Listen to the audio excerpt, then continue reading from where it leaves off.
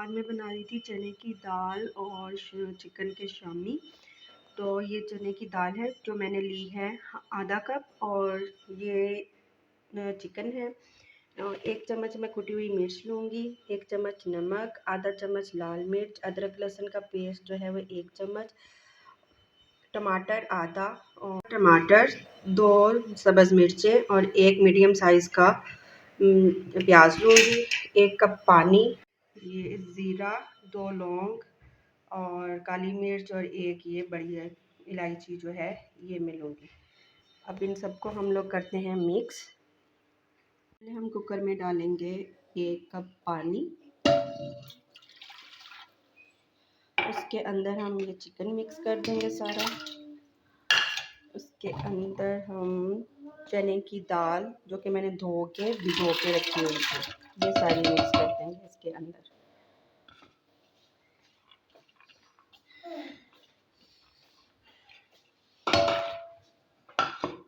اس کے اندر یہ سارے مسالے جائیں گے،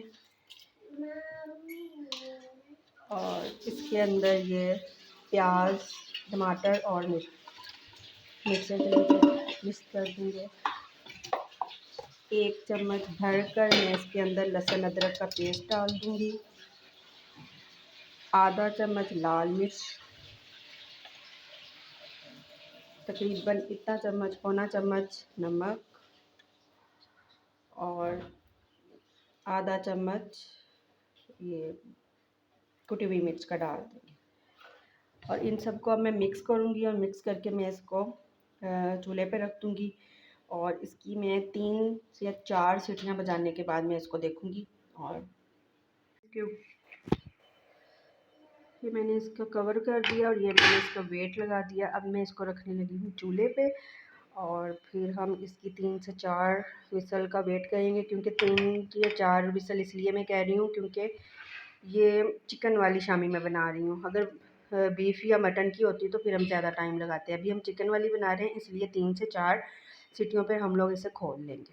یہاں پر میں نے اس کو رکھ دیا، اور اب ہم اس کی ویٹ کریں گے 3 سے 4 سیٹیوں کا، اور اس کے بعد پھر ہم رکھیں گے اسے.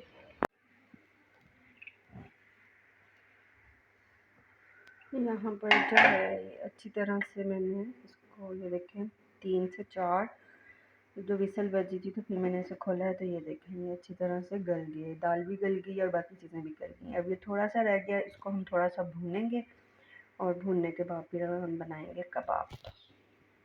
دال ساری میں نے اس پتیلی میں ڈال لی، اور یہ جو چکن ہے ابھی میں اس کو چھوٹا چھوٹا کر میں پھر اس کو اس کے اندر مکس کروں گی. اور یہ جو پانی ہے اس کے اندر پھر ہم اسے اچھی طرح سے ڈرائی کریں گے، اور اسے اچھی طرح سے پکائیں گے، اور اسی طرح چکن کا اور دال کا جو کچا پن ہے وہ بھی ختم ہو جائے گا، اور شامی کباب بھی بہت مزے کے بنیں گے. یہ دیکھیں چکن کو میں نے اچھی طرح سے چھوٹا چھوٹا کر لیا، اور میں اس کو اس کے اندر مکس کر دوں گی،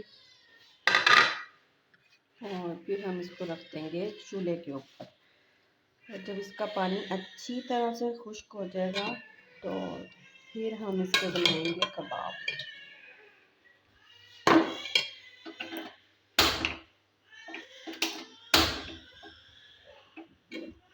یہاں پر ہم نے اس کو مکس کر کے اور میں اس کو ایسے چھوڑ دوں گی، اور جب تک پانی خشک نہیں ہوتا تب تک ہم اسے اچھی طرح سے بھونیں گے.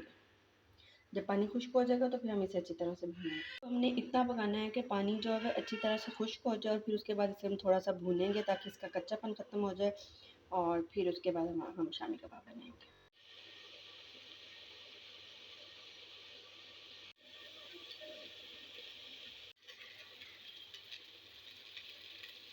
اب ہم اسے یہاں پر بھونیں گے، اور 5 منٹ اسے بھونیں گے تاکہ اس کا جو کچا پن ہے وہ ختم ہو جائے، اور جو ہلکا ہلکا پانی ہے اس کے اندر وہ بھی ختم ہو جائے. یہاں پر اچھی طرح سے اس کو میں نے بھون لیا ہے، اور اب ہم اسے ٹھنڈا ہونے کا اس کا ویٹ کریں گے. ٹھنڈا ہونے کے بعد ہم اس کے اندر سے جو یہ ڈرائی مسالہ تھا جیسے کالی مرچ اور لونگ اور